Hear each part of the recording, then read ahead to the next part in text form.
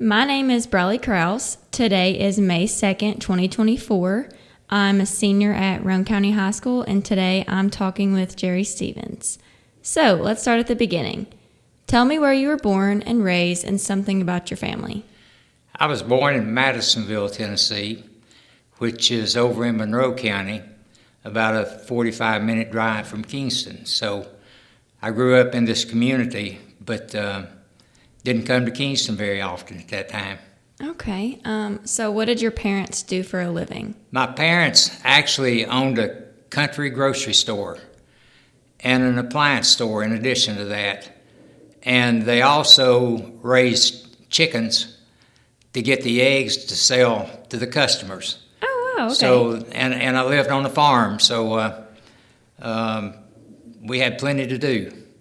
Gotcha. Did you have any siblings? Yes, I have an older sister that lives in Rhode Island, and I have a brother that lives in Sweetwater. He's younger than me, so I'm the middle one. Okay. Where did you go to school? I went to Madisonville Elementary School and Madisonville Middle School and Madisonville High School, which no longer exist. It's now called Sequoia. Madisonville and Vonore merged several years ago and formed a new school. So the high school that I went to no longer exists. Oh, wow. Did you have any favorite teachers, coaches that had an impact on you? I had a lot of good teachers. I guess the person that I think probably had as much influence in my life as anybody was one of my assistant football coaches who inspired me. And in playing sports, I think it helps you prepare for life, teaches you how to play together as a team, and you also build those close relationships. Your classes that you take from your teachers are all preparing you, for life later on too. But it seems like coaching kind of pulls all that together and teaches you the teamwork portion of it. So I think that probably had as much influence on my life as anything. Definitely. So you said that you played football. Were you involved in any other sports or activities? Basketball, and that's the only two sports we had at high school when I was there. Oh, really? Yeah. In fact, I'd never heard of soccer at that point. That's a fairly new game in America. So what did you do during the summers when you were a kid? Well, living on the farm and having the grocery stores, I worked. In fact, I made enough money during the summertime to pay my way through college. So, as I indicated earlier, we had a country grocery store, which was actually a fairly large store. And one of the side products of that was what we call a rolling store. That's where we had these big trucks with bins in them that you would supply with groceries. And we go out into the communities up in the Tellico Mountains. And we had regular customers that we would actually drive to, and they would come out to the truck to buy their groceries.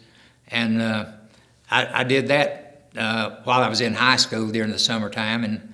And my dad had me set up on commission, so whatever money I made doing that, I used to go to college.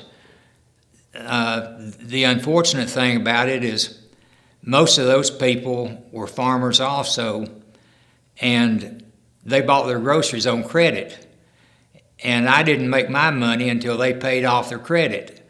And a lot of them didn't get their money until they sold their tobacco allotment in December. Oh, wow. And so I would work a lot of weeks where I would only make $3 or $4.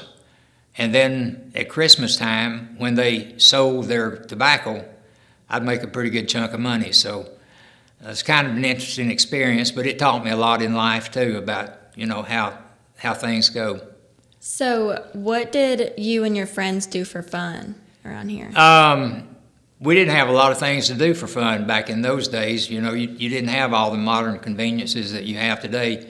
We used to get together and play baseball. All of my friends that I ran around with were into sports and football and baseball. So I'd spend as much time as I could doing that.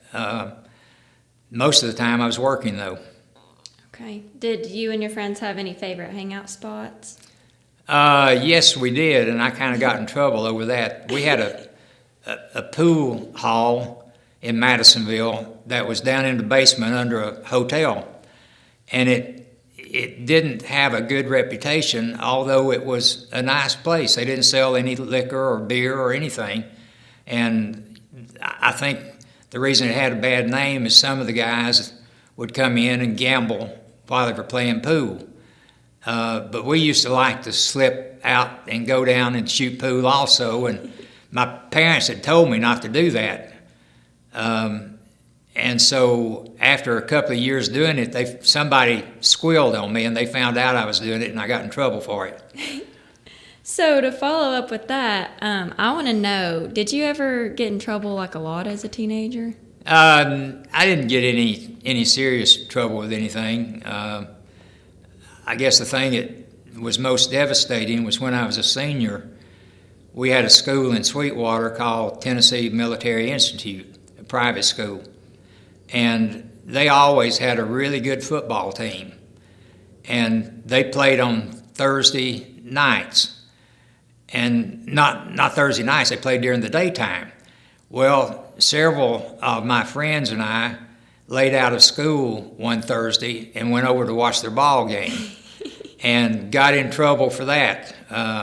In fact, the coach made us set out the first half of the next ball game as a penalty for it. So that was the thing that was probably most devastating to me. Oh, my. When you were in high school, did you know what career path you wanted to take? The only thing I knew was that I wanted to be involved in business some way. And that was my background, obviously, from working in the store and those kinds of things. I had two requirements. Number one, I wanted to be in business, and number two, I wanted a job that I didn't have to work on the weekends. Right. I wanted to be able to spend those weekends with my family and go to church and those kind of things. So when I was trying to narrow down what I wanted to do, those were the two top criteria that I used. So did you end up following that career path? I did. I took a job right out of college. In fact, I interviewed for the job while I was a senior at UT, and went to work with an insurance company in Atlanta, went through a training process there, a 6-week training process, and got sent to St. Louis, which I spent 3.5 years there. In fact, my son Kent was born in St. Louis, so he's a Missourian. And then from St. Louis, I got transferred back to Knoxville later on and spent 10 years there. And then ended up buying an insurance agency here in Roane County, and we moved to Roane County. So what year did you graduate high school? 1960. Oh, nice. Long time ago. So after high school, you said you went to college. Yes. And was it UT Knoxville? I actually went to Hiawassee College, which no Okay. longer exists, for 2 years. Okay. And then went to UT and graduated from UT. Okay, so how was the change from that first college that you went to UT? Actually, Hiawassee College, course-wise, was harder for me than UT was. Okay. Taking your basic courses, math and science and English and all that, you have the first couple of years, and that's what I had at Hiawassee. So when I got to UT and started majoring started concentrating in my major, then it seemed that the courses were easier then. So it was a good experience, though. College is a good time. You're going to experience that before long. So how did it impact your life, like leaving Kingston? Living in Kingston? Yeah.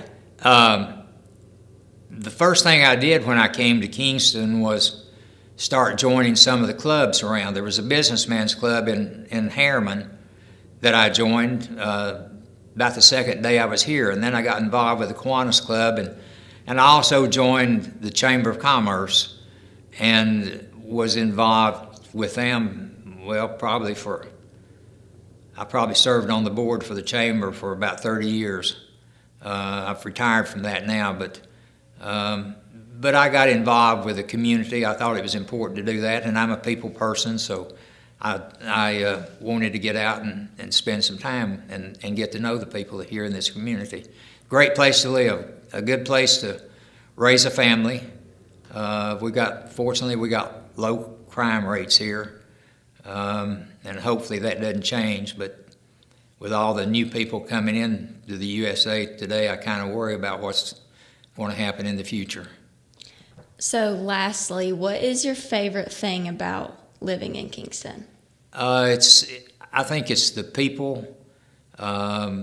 We've got some wonderful people. Kingston has always been known as a bedroom community, and that means that people live and sleep here, but they work and shop somewhere else, either Oak Ridge or Knoxville. And now even Lenoir City, it seems like Knoxville keeps moving west toward us, and I suspect that at some point Kingston will be included in part of West Knoxville. But it's a great place to live and raise a family, and Tennessee has a great climate, and so it's just a good place to live. Well, I've enjoyed hearing about your life. Thank you so much for talking to me today. Well, thank you very much. I enjoyed it. Thank you.